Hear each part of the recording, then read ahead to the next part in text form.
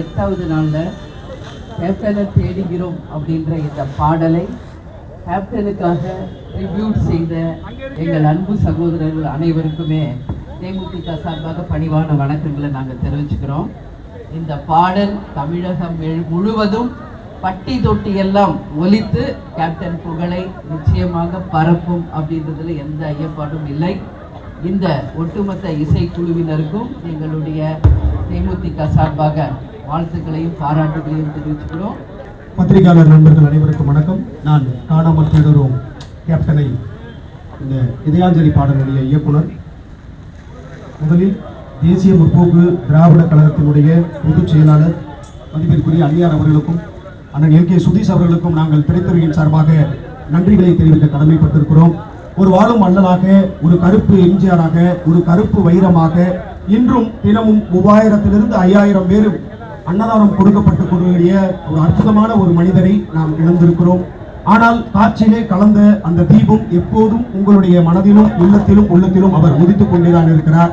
இவரால் ஏராளமானோர் பயன்பெற்றிருக்கிறார்கள் என்பதனை நான் இந்த ஊடக வாயிலாக நான் தெரிவிக்க வேண்டும். குறிப்பாக தென்னிந்திய நடிகர் சங்கம் பெரிய கடன் சுமையிலே இருந்த பொழுது கேப்டன் விஜயகாந்த் ஐயா அவர்கள் தனது சொத்தை, தனது நகையை, தனது நிலப்பரங்களை எல்லாம் அடவு வைத்து நடிகர் சங்கத்தை மீட்டு இன்று நடிகர் சங்கமாக இருப்பதற்கு காரணம் புரட்சி கலைஞர் ஐயா விஜயகாந்த் என்பதனை திரைத்துறையரும் பொதுமக்களும் மறந்துவிடக் கூடாது.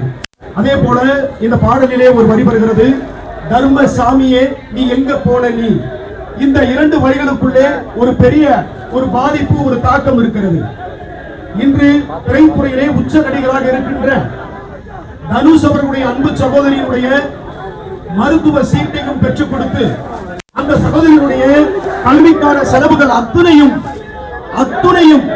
தனது சொந்த செலவில் ஏற்பாடு செய்து இன்று நடிகர் தனுஷ் ஐயா அவர்களுடைய சகோதரி மருத்துவராக இருக்கிறார் என்று சொன்னால் அதற்கு காரணம் ஐயா புரட்சி கலைஞர் விஜயகாந்த் என்பதனை அவரோட தந்தையார் திருவாளர் கஸ்தூரிராஜ் அவர்களே பதிவிட்டிருக்கிறார்கள். இந்த சமூகத்துக்காக அரசியல் களத்திலும் சரி, பொதுவான களத்திலும் சரி தனக்கென தண்ணீர் சாம்ராஜ்யத்தை படைத்த ஐயா விஜயகாந்த் அவர்களுக்காக நாங்கள் இந்த பாடலை சமர்ப்பணம் செய்திருக்கிறோம். இதற்காக ஒத்துழைத்த அனைவருக்கும் நன்றி. இந்த பாடல் நிச்சயமாக இளையராஜா சார் போட்ட அந்த வானத்தை போல மனம்படைச்ச மன்னவனே என்ற பாடல் எப்படி உங்களை தாக்கத்தை ஏற்படுத்தியதோ அதே போன்று இந்த பாடலும் ஒவ்வொரு வரையும் நான் ரசிச்சு கேட்டு பாடல் ஆசிட்ட வாங்கினேன். அவர் என்ன தர்மம் பண்ணார்?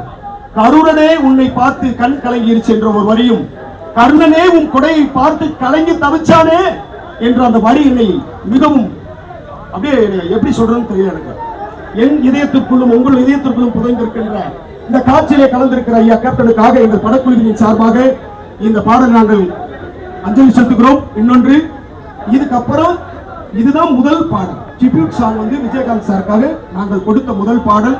இந்த ஒரு நல்ல ஒரு வாய்ப்பினை எங்களுக்கு வழங்கிய தேசிய முற்போக்கு திராவிட கழகத்தினுடைய பொதுச் செயலாளர் பிரேமலதா விஜயகாந்த் அவர்களுக்கும் எல் கே சுதீஷ் அவர்களுக்கும் மற்றும் தேமுதிக தொண்டர்கள் அத்துணை பேருக்கும் எங்கள் குழுவின் சார்பாக சிரம் தாழ்ந்த நன்றியை உரித்தாக்கிக் கொண்டு இந்த பாடலை நீங்கள் உங்கள் இணையதளத்தின் வழியாக எல்லோருடைய இதயத்திற்கும் எடுத்துச் செல்லுங்கள். நன்றி, வணக்கம்.